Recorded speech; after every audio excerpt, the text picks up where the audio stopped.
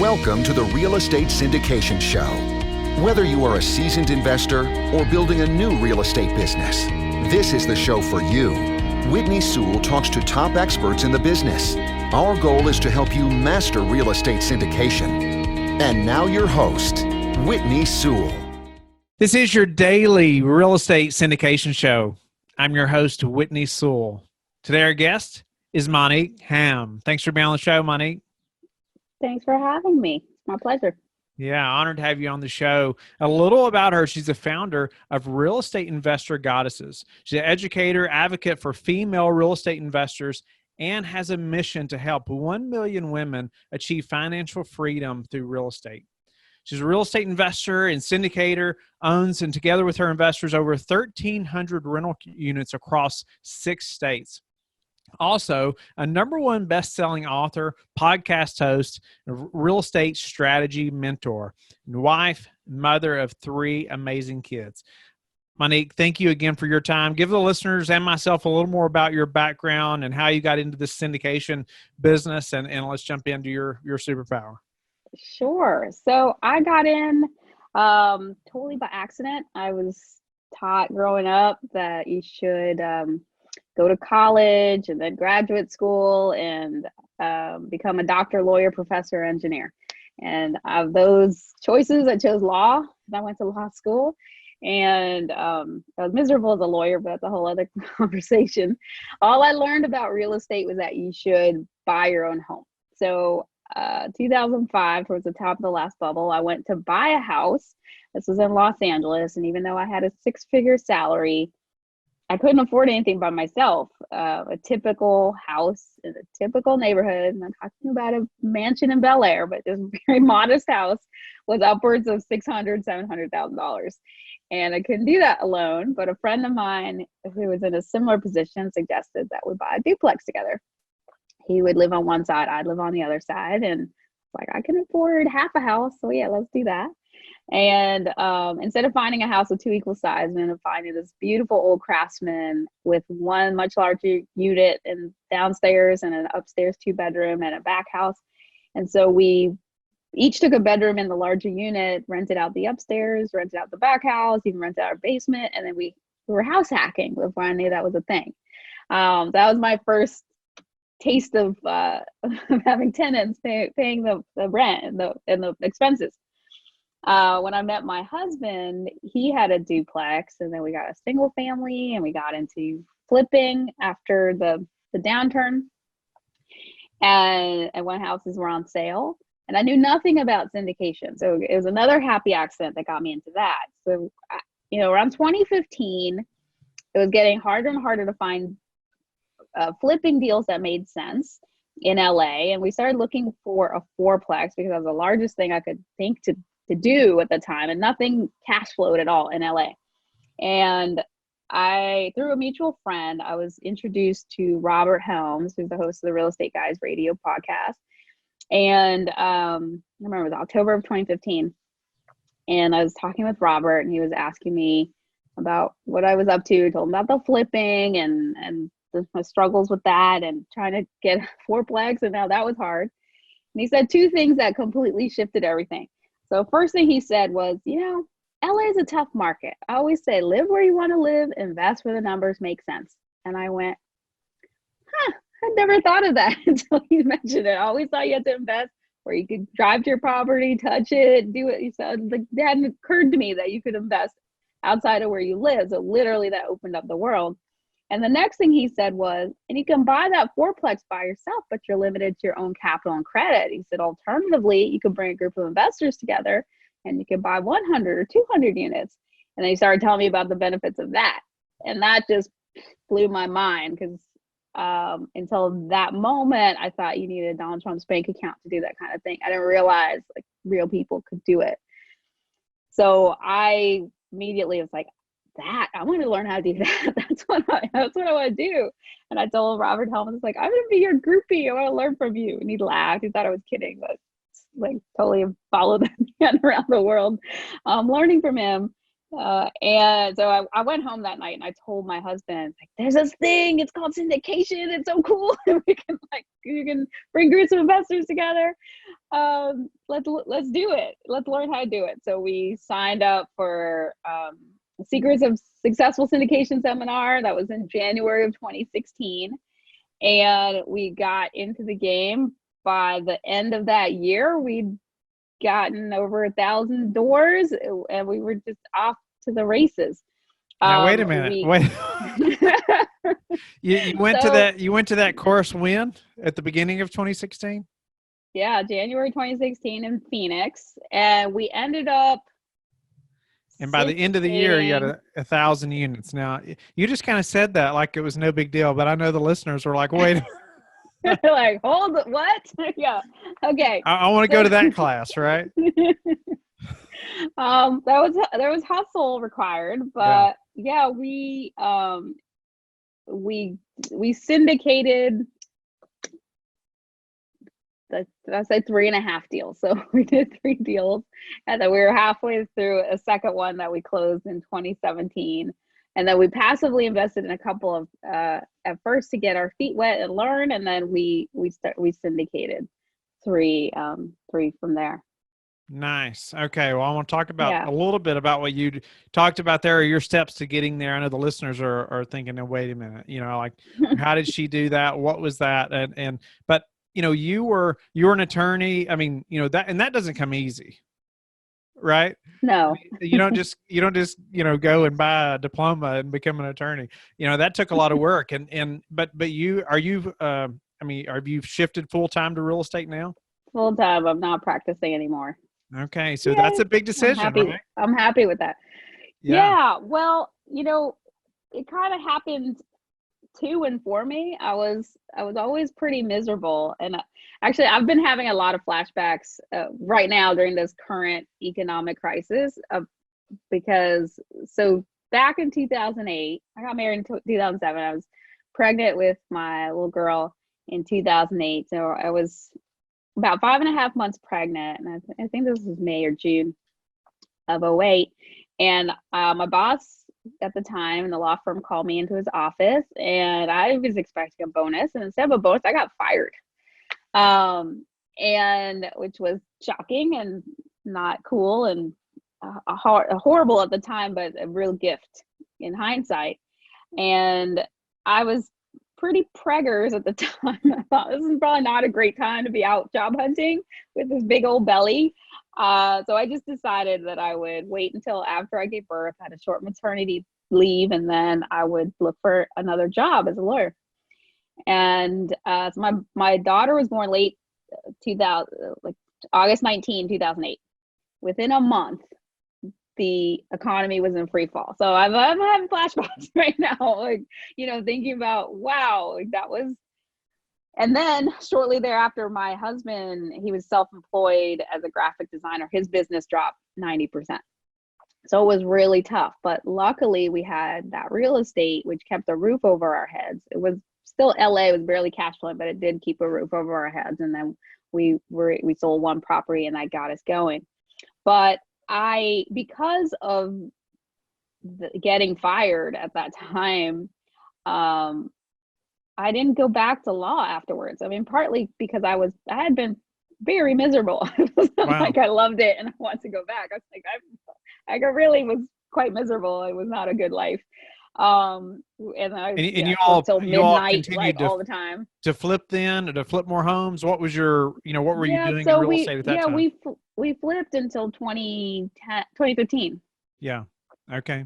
What about any pushback from family or friends that were like, Monique, wait a minute, you just went to school all these years, you can go get another job as an attorney. What are you thinking? Any of that maybe some of the listeners are going through some of those same things that you could speak to? Yeah, they might. I think a lot of my family and friends knew that I was really miserable. Like I was really miserable as a lawyer. At one point my appendix ruptured. I remember it was a Tuesday morning, and I ended up in the ER. They don't know what causes it. I'm pretty sure it was stress from the job. But, when the doctor told me that I had to be in the hospital for several days, I ended up being in the hospital for 9 days, and I'd have at least 30 days afterwards to recover. My first thought was, oh, thank God I don't have to go to work for at least 30 days. Like, then the next thought I have a was, good yeah. excuse, right? Yeah, but my next thought was, that is so bad. Like, I knew I was unhappy. I didn't realize quite how miserable I was until that moment. Wow. I mean, that's how miserable I was. It was not like hard to leave law practice, right? But I probably would have stayed because of the money, and it was good, and we had a new baby coming, and there's another Yeah. mouth to feed. So I probably would have stayed. So it was a gift that he gave me in firing me at that moment. But it was hard to get another job. But by the time the markets were opening up again, we were doing quite well with the flipping. So it Okay. was, So yeah. I want to jump to 2015 a little bit when you were introduced to syndication, and Mm-hmm. it's interesting. You were talking to Robert Hems. Not just everybody gets to talk to Robert Hems either. And figures out how to jump into the I syndication know, I'm so business. lucky. So that's Yeah. awesome. Yeah. And I've heard great things about that class too. And I want the listeners to be aware of that. The Secrets of Successful Syndication. I have not been to one of those, but I've heard great Recommend it. things. So Yeah. 2015 happens. You're introduced to the syndication business. You learn that, okay, it may be like I may actually be able to buy a 100-unit complex, right? Because I Yeah. remember when my eyes were open to that. So walk us through that a little bit. Some of the steps you did to really begin that syndication business.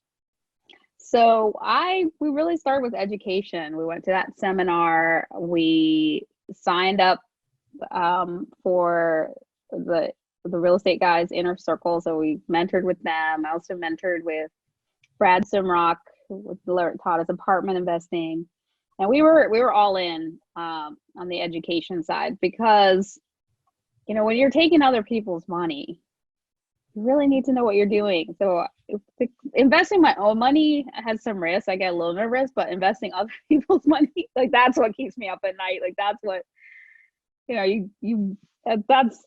it's like 10 times more important than my own money. So for us, our first step was education, and then just going out there, meeting people, and then building a brand. So one of the things I had learned from that syndication seminar, Russell Gray, who's the other real estate guy, the real estate guy radio, he says, it's really important that you have to build your brand, build your network, build your brand, build your network. When you're syndicating, there are 4 things you need to do. You need deals and investors, and then you're building your brand and building your network, which gives you the deals and the investors.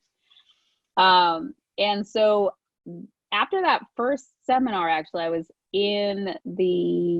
was a Friday and Saturday, and it was on a Sunday morning. I was in the hotel gym, and I'm on the elliptical, just kind of processing what's happened over the weekend. And I'm thinking, building your brand, building your network, and who do I want to work with?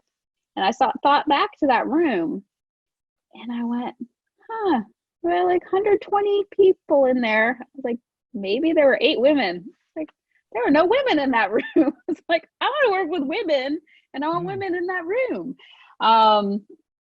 And in between being a lawyer, I became a coach, and I actually started working with women around money. I became an abundance coach for women.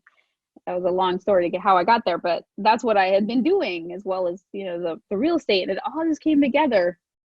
Like, I should help teach women how to do this. Is how you really build wealth, I believe, through real estate. And there are no women here. And the more I go around, I was like, there are no women at any of these things. There's so few of them. And who's talking to women about that? And they weren't. So I was like, that's the brand I want to build. I want women. And so I started to do that, and build this network and put it out there. And there were a lot of women like, I'm interested in that, but I don't know how, or nobody's talked to me about that.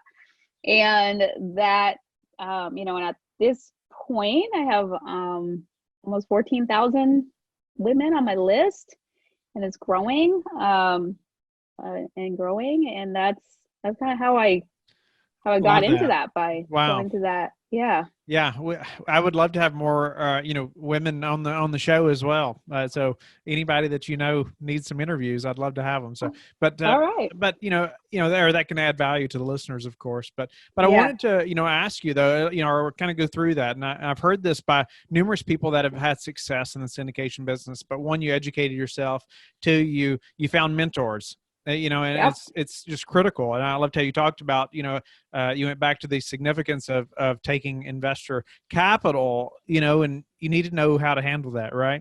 And you need, Yeah. it's great to have somebody that's already been there and done that. It's so important. But meeting people, you got to get out there and meet people. It's such a team sport. But then building a brand. And I'd love to know, just 1,000 doors in the first year, that seems, probably most listeners like, well, that's just not possible for me, and I would just encourage them to not think that way, because it is possible. And that's why I love having people like yourself on the show.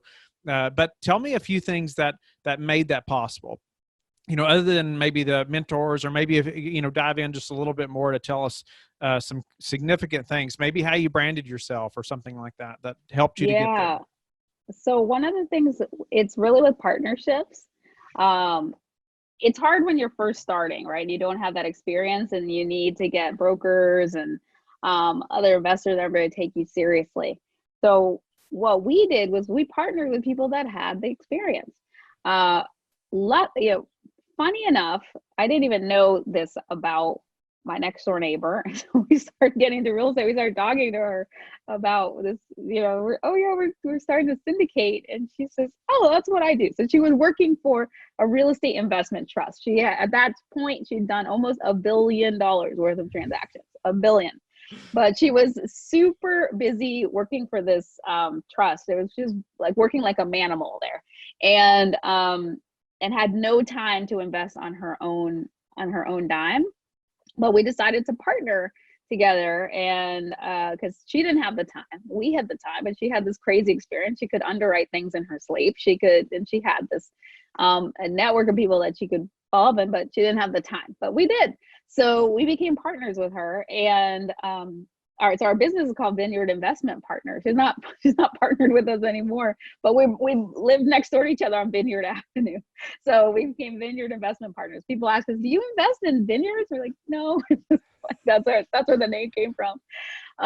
And so we created, my husband was a graphic designer. We had this beautiful website, and in terms of our, and we had our own expertise, but the first on the list was her with all of this experience. And then we could go around and say, yes, our team has $1 billion worth of transaction experience. Yeah.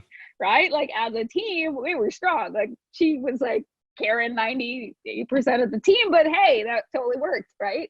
But that opened a lot of doors for us, and that got us taken seriously, because when people looked at, that we had this package or this website, people would look at us and go, wow, there's a substantial experience. So we didn't have so one of the things that your listeners are doing, if you're trying to go, how can I get there? Don't try to get there by yourself.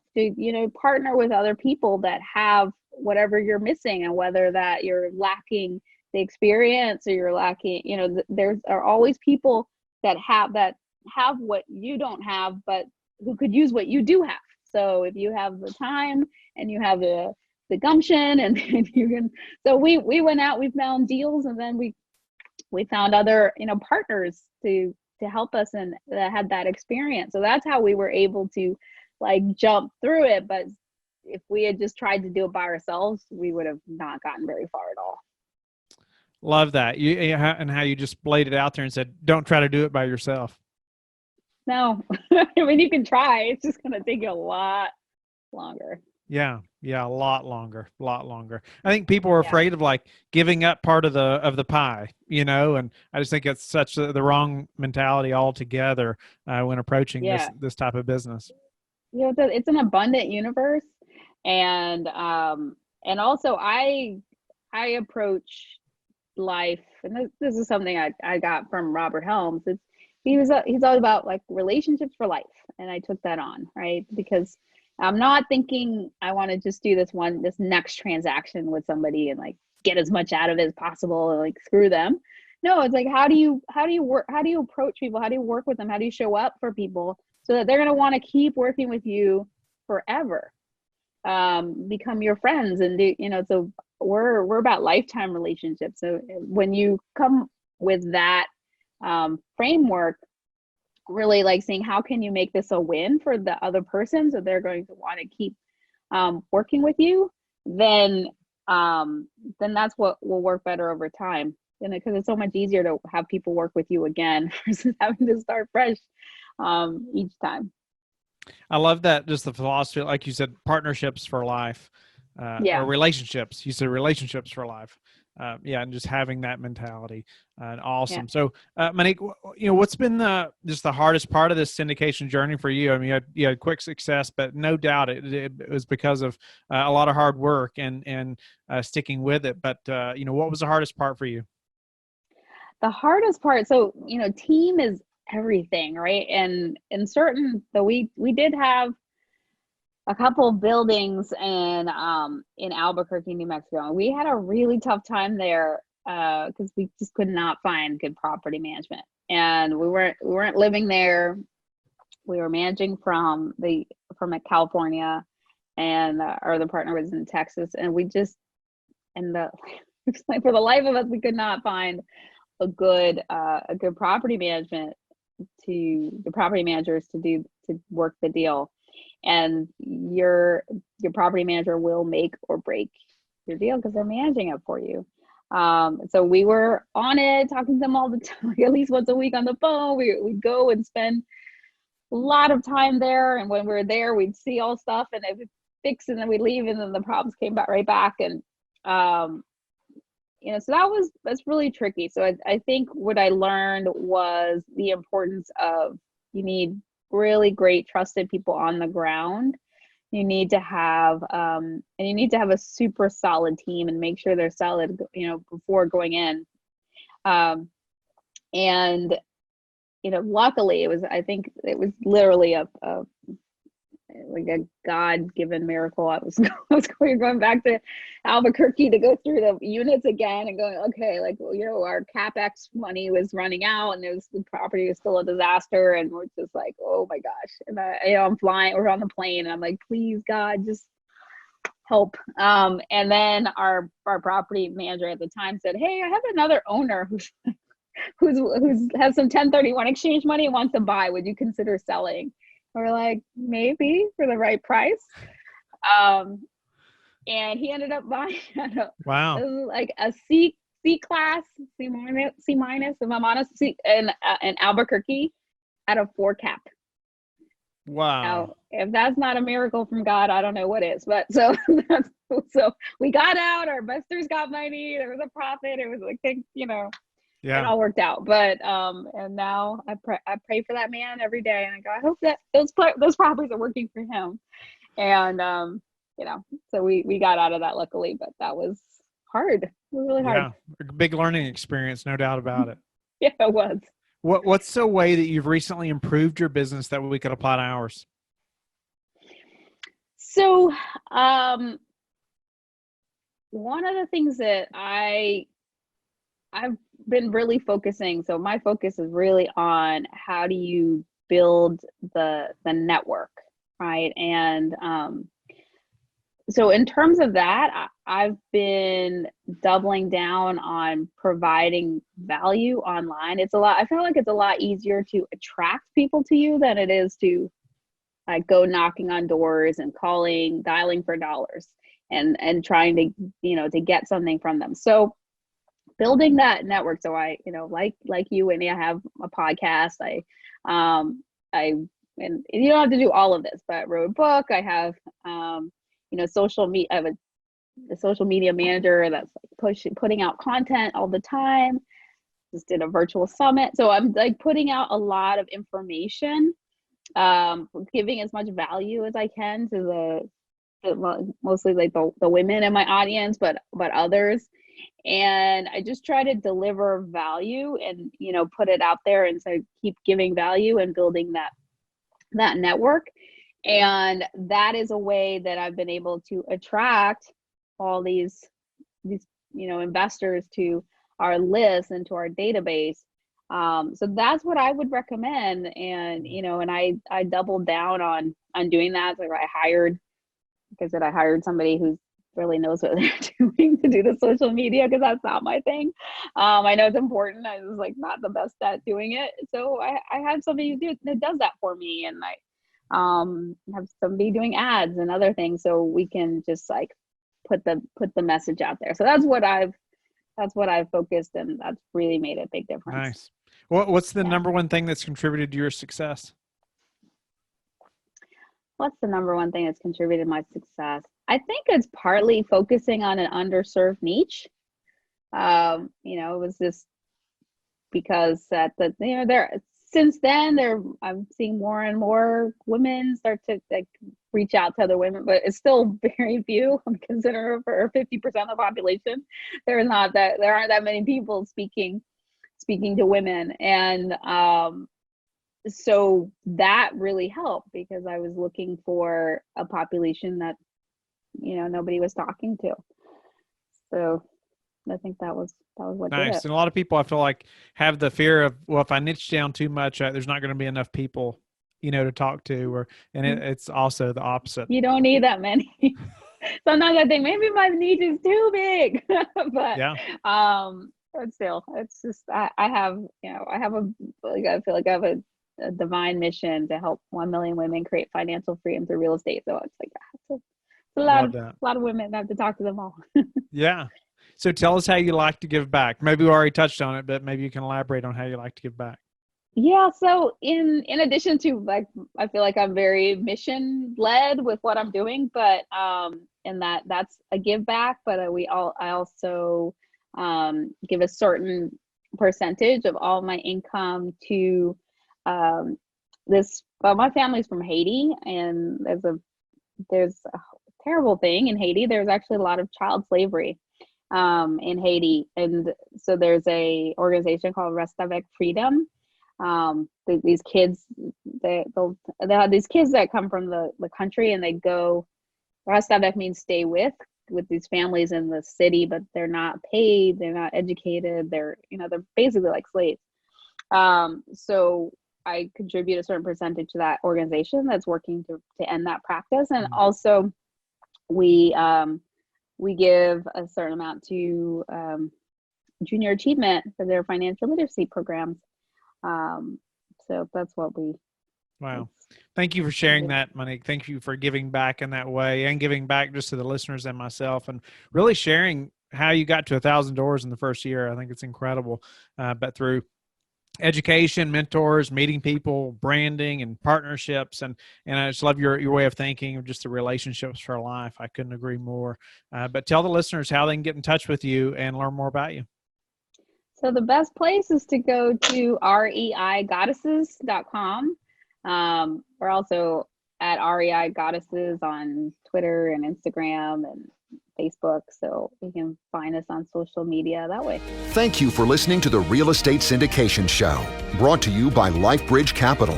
LifeBridge Capital works with investors nationwide to invest in real estate, while also donating 50% of its profits to assist parents who are committing to adoption.